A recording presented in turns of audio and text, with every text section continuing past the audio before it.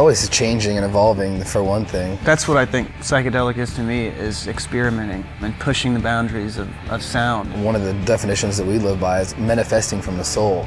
Native American music could be considered psychedelic music, and so maybe the idea of psychedelic music has been around for millions of years, or however long humans have been here. And another thing about just being psychedelic is you want to jump into the future and be like, this is what you'll listen to. This is what your great grandkids will listen to. That's that's kind of our goal, I think, as musicians.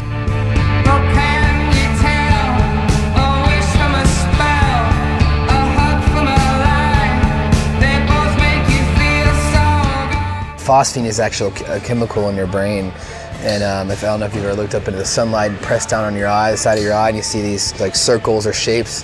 That's phosphine entering your mind.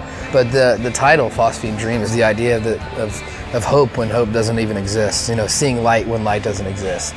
And when a time where right now everything is really scary in this world, I think everybody's kind of feeling that. Everything's unstable. It's kind of what it means to me.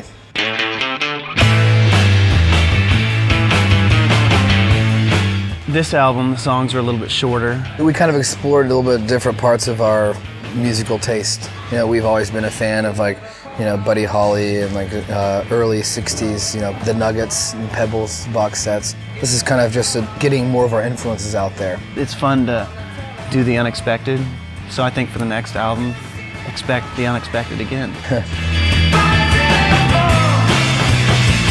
1967 was a year of unbelievable albums. Velvet Underground and Nico, Piper at the Gates of Dawn. Was Easter Everywhere? Easter Everywhere, 13th Floor Elevators, Red Crayola, A Parable of Arable Land. You can't get any more psychedelic than that kind of stuff. Sgt. Pepper's Lonely Heart Club Band. I mean, that year was just unbelievable.